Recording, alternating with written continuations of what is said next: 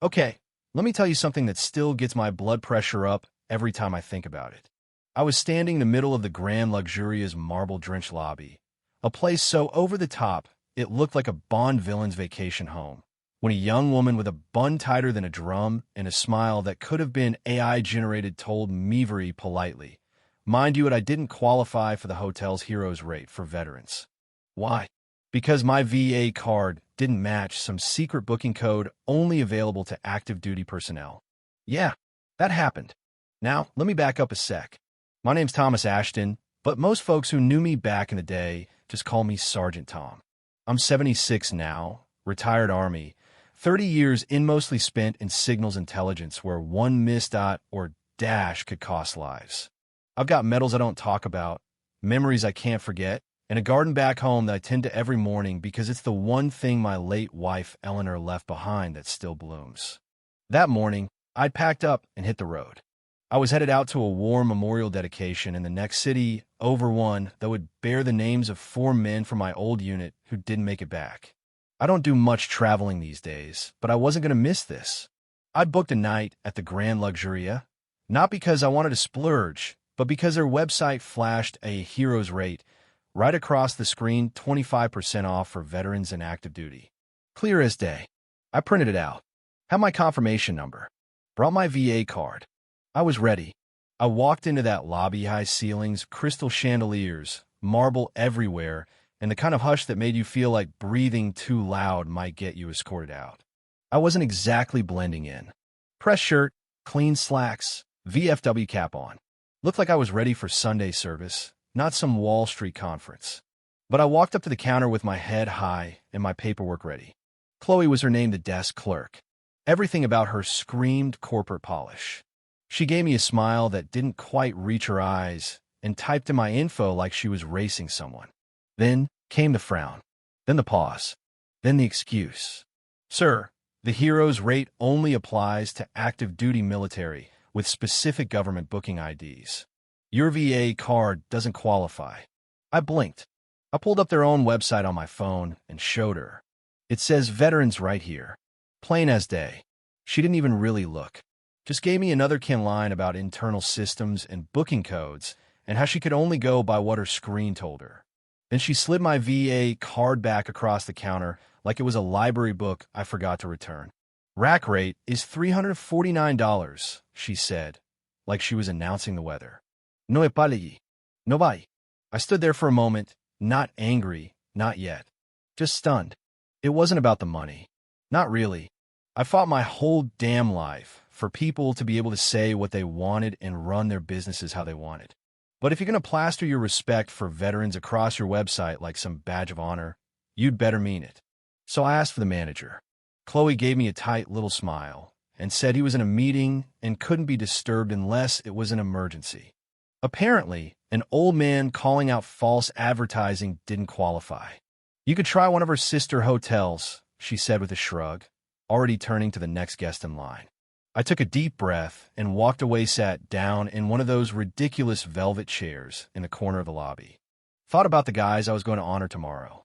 Thought about Buddy, my old Labrador, waiting patiently out in the car because I'd gone out of my way to book a pet-friendly room.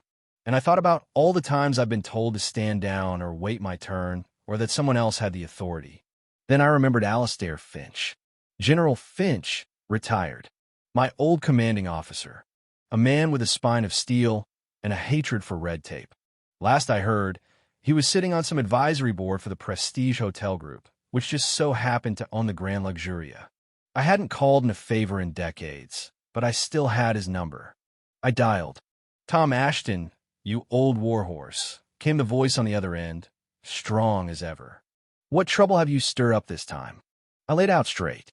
No drama, just facts the advertised rate, the refusal, the bureaucratic excuse, the manager who was too busy, the front desk clerk who couldn't care less. I told him I wasn't mad about the money, I was mad about the principle. Finch didn't even wait 5 seconds. Stay put, he barked. I'm calling Richard Steele, president of Prestige Hotel Group. He'll handle it. Line went dead. I sat there, still unsure if anything would actually happen. Then exactly 6 minutes later it did. The front desk phone rang. Loud, Urgent, Chloe answered, her smile flickering, then vanishing altogether. Her face drained of color like someone had just told her she had 5 minutes to live. Yes, Mr. Steele, yes. Sir, he's here, yes, sir, right away, Mr. Steele. She hung up, hands shaking. The manager's office door burst open like someone kicked it. Mr. Davies, the same guy who couldn't be bothered 5 minutes ago, came charging across the marble floor like it was Normandy all over again, phone glued to his ear, nodding like a bobblehead in a hurricane. Mr. Ashton. Sergeant Ashton, sir, he gasped. There's been a terrible misunderstanding, a dreadful system error. Please accept our deepest apologies. Chloe came rushing over too, eyes wide, voice trembling. I'm so sorry, sir. I was misinformed. The hero's rate absolutely applies to all veterans. I made a mistake. Before I could say a word, Mr. Steele must have said something else in Davies's ear, because his face went white as a sheet. Yes, Mr. Steele Presidential Suite. Of course, complimentary lifetime diamond status, yes. Sir, understood, and Chloe's employment? Yes, sir. He hung up slowly, like the phone had gained weight. Sergeant Ashton, he said quietly, you've been upgraded to our presidential suite, entirely complimentary. You've also been granted lifetime diamond elite status with prestige hotels. Mr. Steele wishes to speak with you personally when you're settled in. He turned to Chloe, his tone now cold and final. Your employment with Grand Luxuria is terminated, effective immediately. Chloe burst into tears. The lobby froze. The velvet hush turned into full-on silence. Mr. Davies personally checked me in, hands trembling the entire time, and walked me to the presidential suite like I was the Secretary of Defense. That night, I slept in a bed bigger than most barracks I'd served in, under ceilings so high they could have echoed taps. The next morning, I stood tall at the memorial, said the names of my brothers out loud, laid flowers, felt whole again. Later, Mr. Steele called me directly, apologized, promised retraining across the entire hotel chain, said they were rewriting the internal systems to match the public promises.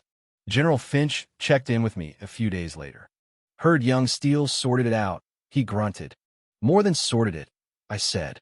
Good, he replied. Some lessons need to be taught from the top down, especially when it comes to respecting the men and women who bought us the freedom to run these damn hotels in the first place. I never wanted special treatment. I just wanted folks to stand by their word. That night in the Grand Luxuria's lobby reminded me that sometimes it takes one voice steady, calm, and backed by a lifetime of servicito, make a system listen.